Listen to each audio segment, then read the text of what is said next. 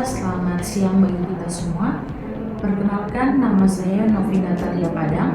Saya dosen di program studi akuntansi di Universitas Katolik Santo Thomas Medan. Saya mulai mengabdi menjadi dosen tetap yayasan pada tahun 2021 dan saya baru saja menyelesaikan program doktor ilmu akuntansi saya di Universitas Sumatera Utara. Dan saat ini saya memiliki tugas tambahan sebagai Ketua Program Studi Akuntansi di Universitas Katolik Santo Thomas. Pada kesempatan ini, saya akan menjelaskan mata kuliah yang akan saya ampu dengan metode DIA, yaitu Delivery, Interaction, dan Assessment. Video ini saya buat untuk memenuhi salah satu syarat sertifikasi dosen dalam penyusunan PDD UKT PT, terutama dalam bidang pengajaran. Saya mengajar mata kuliah di bidang keilmuan akuntansi. Banyak mata kuliah yang saya ampu. Salah satu mata kuliah yang konsisten saya ampu adalah akuntansi organisasi nirlaba. Saya akan menjelaskan secara singkat mata kuliah akuntansi organisasi nirlaba dengan memiliki bobot 3 SKS teori tanpa praktikum. Dengan capaian pembelajaran, memahami dan menguasai teori akuntansi organisasi nirlaba yang merupakan mata kuliah konsentrasi akuntansi sektor publik. Terdapat materi yang di dalam mata kuliah tersebut. Materi yang pertama adalah akuntansi sektor publik, akuntansi organisasi nirlaba, PSAK 45, laporan keuangan organisasi nirlaba, entitas nirlaba yayasan,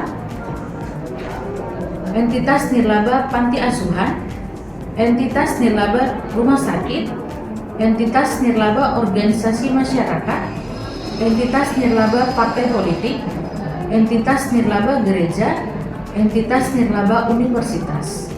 Buku referensi yang saya gunakan dalam mata kuliah akuntansi organisasi nirlaba ini adalah saya menggunakan Halim Abdul dan Syam Kusufi tahun 2014, akuntansi sektor publik, penerbit Jakarta Salemba 4. Yang kedua, Ikatan Akuntansi Indonesia, pernyataan standar akuntansi keuangan 45 Jakarta.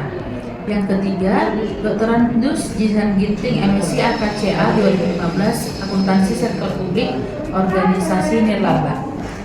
Bentuk pembelajaran mata kuliah organisasi nirlaba ini dilakukan dengan tatap muka langsung dengan pemaparan materi dan kemudian dilanjutkan dengan diskusi case study.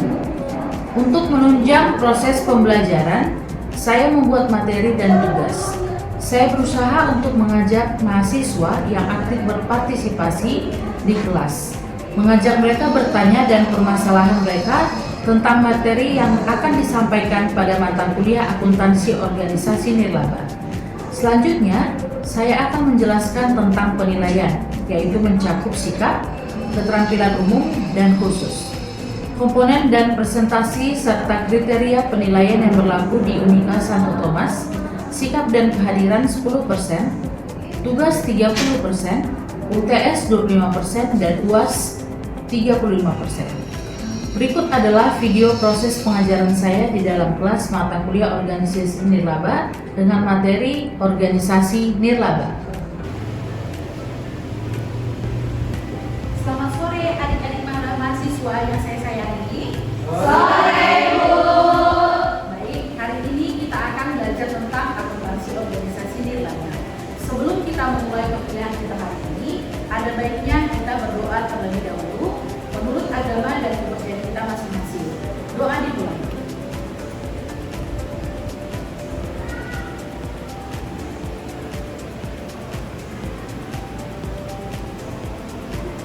Amin. Doa selesai. Sebelum kita masuk ke materi kita, bagaimana kabarnya hari ini adik-adik? Sehat, Bu. Semoga dalam keadaan sehat ya, dan tetap harus semangat ya.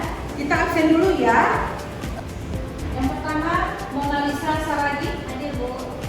Yang kedua Federica Febriani, hadir Bu. Yang ketiga Lilis Agnes Pasaribu. Yang keempat Sylvia Junita Puga. Yang kelima Ali Saputri Pandiana. Yang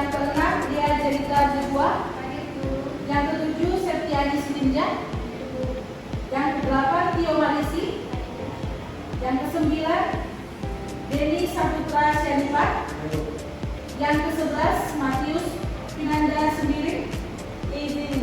Izin ya. Memang tadi Matius mengonfirmasi ke saya dari WhatsApp. Yang ke-12 Patricia. Ke-13 Resilianti. 14 Intan. 15 Febriani. 16 Indri. 17 Fani.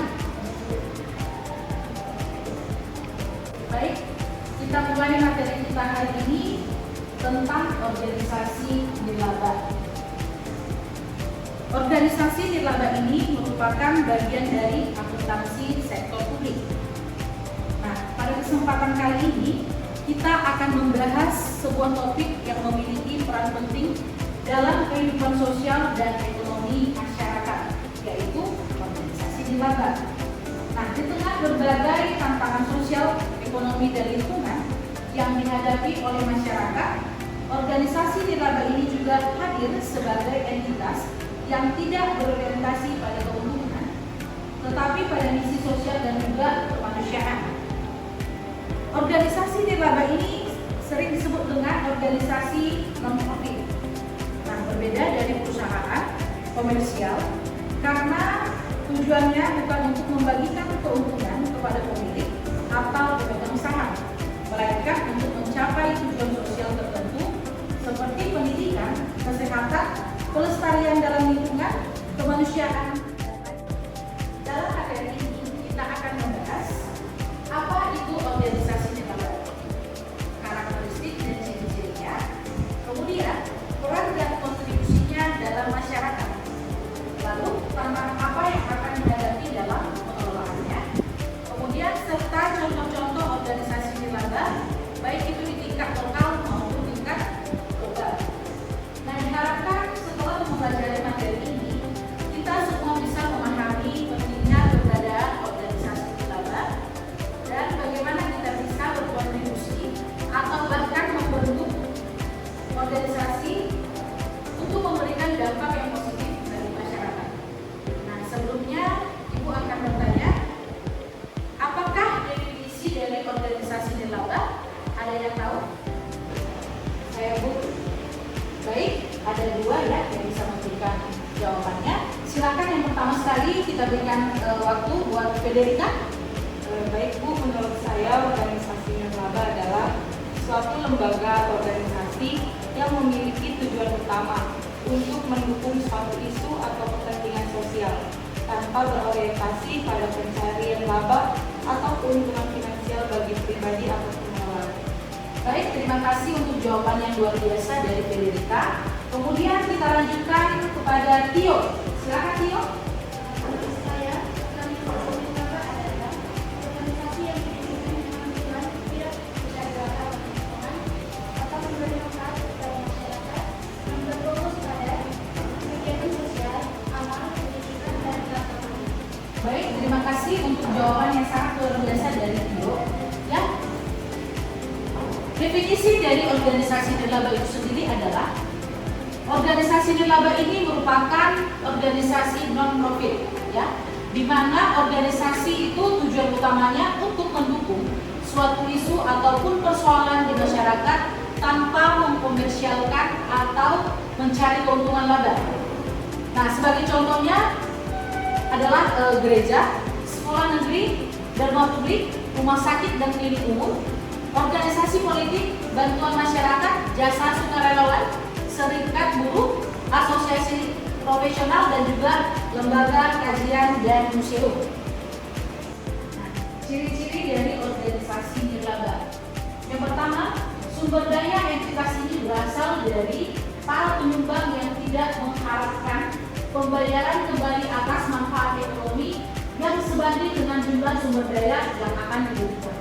Kemudian yang kedua, menghasilkan barang dan atau jasa tanpa bertujuan untuk memupuk laba, dan kalau suatu entitas ini menghasilkan laba, maka jumlahnya tidak pernah dibagikan kepada para pendiri ataupun pemilik entitas tersebut. Kemudian yang ketiga, tidak ada kepemilikan seperti lazimnya pada organisasi bisnis, adalah artinya bahwa kepemilikan dalam organisasi nirlaba ini tidak dapat dijual ataupun dialihkan ataupun ditebus tersebut tidak mencerminkan pembagian sumber daya entitas pada saat likuiditas ataupun juga pembubaran suatu entitas. Nah, contoh-contoh dari organisasi nirlaba ya. Organisasi kesejahteraan sosial masyarakat. Kemudian ada yayasan sosial, yayasan dana seperti Budi Amal SCTP dan juga SCTP Peduli. Kemudian ada lembaga advokasi, misalnya Komnas Perlindungan Kekerasan dalam Rumah Tangga. Kemudian ada Balai Keselamatan, Konservasi Lingkungan, dan juga ada PMI. Konsep dasar pemikiran akuntansi organisasi lembaga. Di Indonesia, di Departemen Keuangan Republik Indonesia membentuk Komite Standar Akuntansi Keuangan Pemerintah Pusat dan Daerah, di mana organisasi penyusun standar untuk pemerintah dibangun terpisah dari FASB di Amerika Serikat atau Komite Standar Akuntansi Keuangan Ikatan Akuntan Indonesia di Indonesia. Nah, karena karakteristik entitasnya berbeda, entitas pemerintah tidak mempunyai pemegang saham ataupun semacamnya, memberikan pelayanan kepada masyarakat tanpa mengharapkan laba dan mampu memaksa membayar pajak untuk mendukung keuangan pemerintah tersebut tanpa peduli bahwa imbalan bagi pembayaran pajak tersebut memadai ataupun tidak memadai. Pajak bagi organisasi nirlaba. Sebagai entitas atau lembaga, maka organisasi nirlaba merupakan subjek pajak. Yang artinya, seluruh kewajiban subjek pajak haruslah dilakukan tanpa terkecuali. Nah, di mana akan tetapi tidak semua penghasilan yang diperoleh yayasan merupakan objek pajak. Pemerintah Indonesia memperhatikan bahwa badan sosial ini bukanlah bergerak untuk mencari laba, sehingga pendapatannya diklasifikasikan atas pendapatan yang objek pajak dan bukan objek pajak. Namun di banyak negara, organisasi nirlaba ini juga boleh melamar status sebagai bebas pajak, sehingga dengan demikian mereka akan terbebas dari pajak penghasilan dan juga jenis pajak lainnya. Karakteristik dari organisasi nirlaba. Nah, karakteristik yang membedakan organisasi nirlaba dengan organisasi laba sebagai berikut ya. Yang pertama, tidak adanya pengukuran nirlaba. Banyak organisasi laba mempunyai banyak sasaran dan tidak ada cara yang layak untuk mengkombinasikan ukuran beberapa keluaran. Tidak adanya ukuran laba menjadikan proses kendali manajemen menjadi sulit. Nah, pada hakikatnya keuntungan adalah perbedaan antara biaya dari masukan organisasi dengan hasilnya atau yang kita sebut dengan profit. Biaya dalam organisasi nirlaba dapat dihitung dengan mudah layaknya seperti organisasi nirlaba, sebaliknya pengeluaran ataupun ditentukan dengan secara kuantitatif. Yang kedua, tidak selalu bergantung pada kekuatan pasar. Nah, aktivitas organisasi komersial atau profit oriented diatur oleh mekanisme pasar, di mana organisasi ini juga harus bertindak dalam batas penawaran dan permintaan yang diciptakan oleh pasar. Barang atau jasa yang dihasilkan haruslah mengikuti zaman, ya, berharga, layak, dan kompetitif. Beberapa organisasi nirlaba juga mendapatkan seluruh atau sebagian besar sumber dananya dari penjualan. Misalnya, sebagian besar untuk rumah sakit, sekolah dan perguruan tinggi swasta yang tergantung terutama pada uang kuliah, termasuk organisasi juga riset yang sumber dananya berasal dari kontrak dengan proyek-proyek tertentu. Yang ketiga, ketiadaan komparatif pertanggungjawaban. Organisasi komersial selalu mempertimbangkan setiap usulnya untuk para pemilik dan krediturnya. Pemilik atau pemegang saham mengharapkan bahwa perusahaan akan dijalankan sesuai dengan kepentingan terbaik mereka dan mereka juga membutuhkan laporan utang dari hasil operasi tersebut.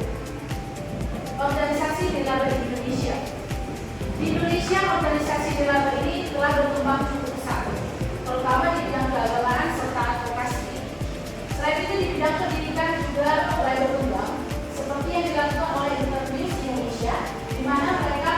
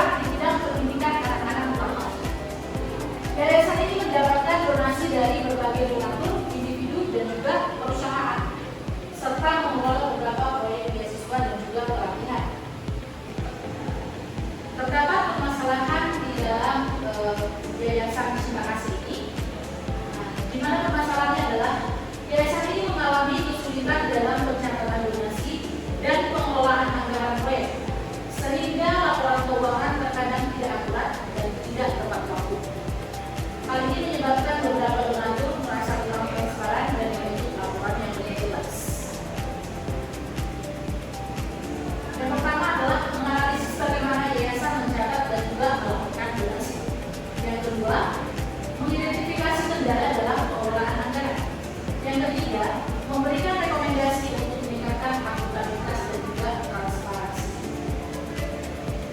Dari studi kasus yang kita dapatkan, kita menganalisis yang pertama pencatatan donasi, di mana donasi ini harus dicatat dengan secara manual dalam buku kas harian. Yang kedua, tidak ada klasifikasi donasi berdasarkan jenis, tunai, barang, maupun jasa. Yang ketiga, beberapa donasi tidak tercatat dengan lengkap, khususnya donasi barang.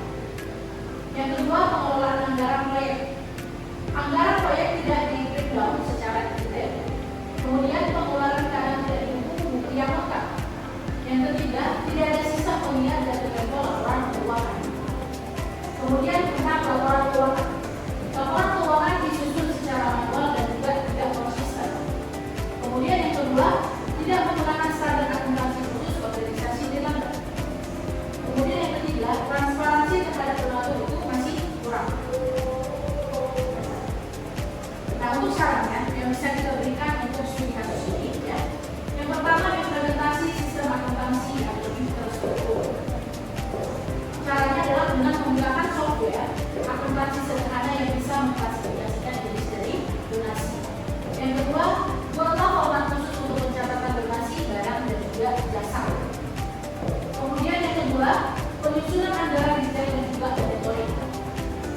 Caranya, breakdown anggaran secara rinci. Kemudian, buatlah checklist bukti transaksi agar pengeluaran tercatat dengan lengkap. Kemudian yang ketiga, standarisasi laporan keuangan. Nah, gunakanlah standar akuntansi untuk organisasi lembaga seperti PSAK nomor 45. Kemudian, buatlah laporan keuangan yang rutin dan mudah dipahami oleh donatur. Yang keempat, berikan pelatihan dan juga pengawasan. Berikan pelatihan dasar akuntansi kepada staf keuangan. Kemudian, bentuklah tim audit internal kecil untuk memastikan kepatuhan pencatatan. Sekarang kita ada tugas ya, dan mungkin akan kita berikan di depan ya. Perhatikan, bagi organisasi yang mencari laba, adanya laba menjadikan pengukuran kinerja lebih mudah. Sedangkan tidak adanya pengukuran hasil yang lebih tepat dalam organisasi sektor publik menyebabkan pengukuran kinerja menjadi lebih sulit. Menurut pendapat Anda, apakah pernyataan di atas benar? Kemudian berikan pendapat Anda. Sekian materi pertemuan ketiga kita hari ini. Akan kita lanjutkan minggu depan. Sebelum kita mengakhiri perkuliahan kita, ada baiknya kita berdoa dulu. Doa yang baik.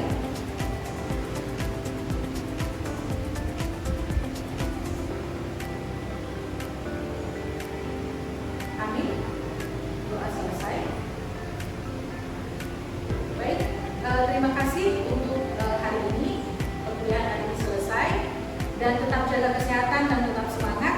Kita lanjutkan materi minggu depan dan kerjakan soal di atas dan juga akan kita kumpulkan minggu depan. Terima kasih. Selamat sore untuk kita semua. Selamat